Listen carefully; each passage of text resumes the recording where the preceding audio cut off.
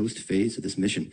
The coast phase will end when the RL-10 engine ignites for the second time for over 5 minutes. Start of the second Centaur burn will begin over northeast Russia. The end of the second Centaur burn will be completed over the northern Pacific Ocean. After the end of the second burn, we'll coast for about 9 minutes so that the Goldstone Deep Space Network is in view for the separation events of the InSight spacecraft and the 2 Marco spacecraft that are traveling along. And that will happen over northeastern Pacific Ocean off the coast of Oregon.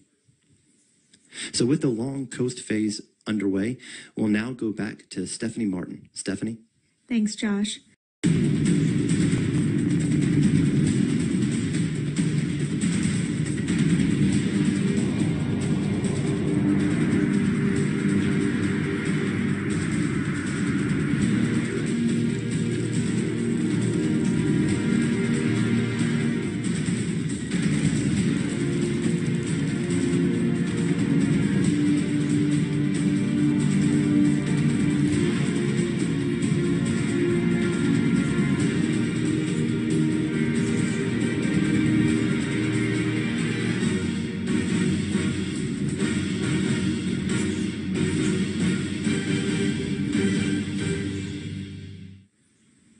From Vandenberg Air Force Base in Central California, you're watching live launch coverage of NASA's interior exploration using seismic investigations, geodesy, and heat transport, or InSight spacecraft, to study the interior of Mars.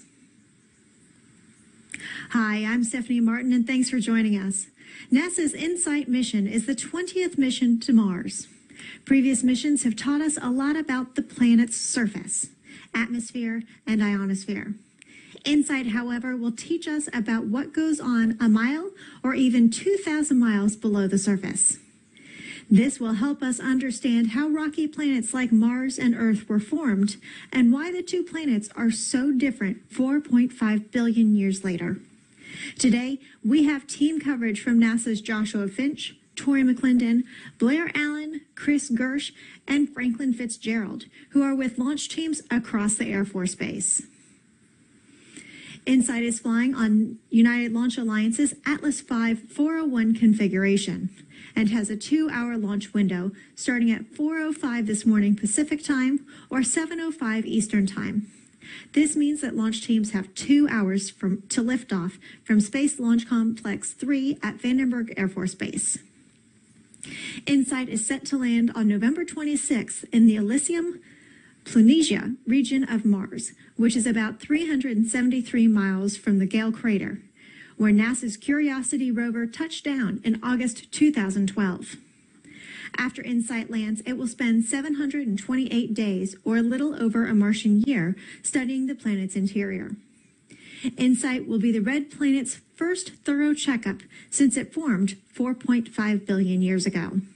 InSight will take the vital signs of Mars, specifically its pulse, its temperature, and its reflexes.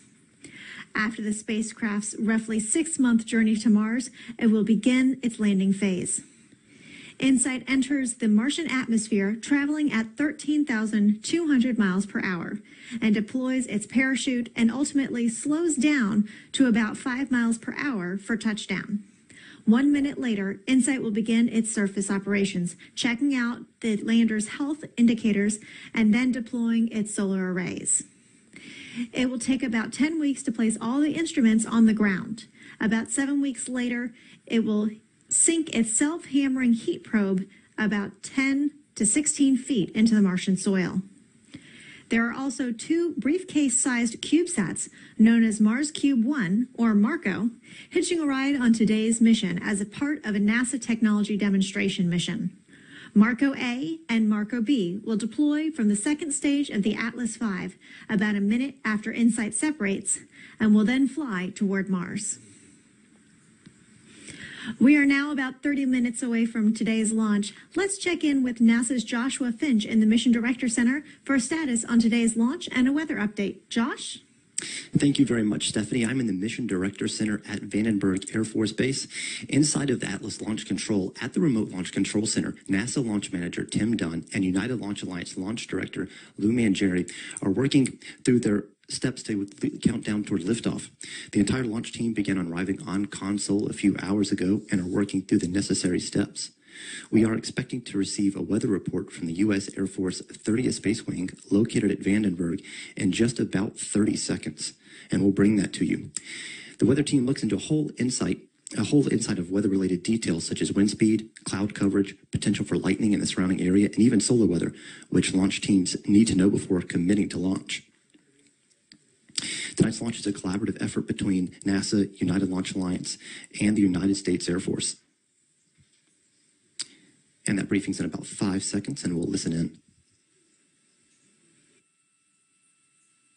T-minus 15. Attention on the weather conference net. Stand by for the weather briefing. All stations acknowledge LO, LO, RC, RC, LD, LD, NLM, NLM, AFLD,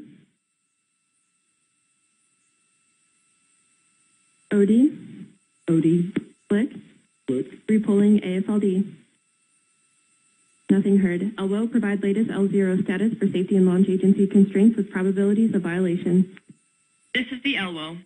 For range safety, weather is green with a T0 POV of 0% with no areas of concern.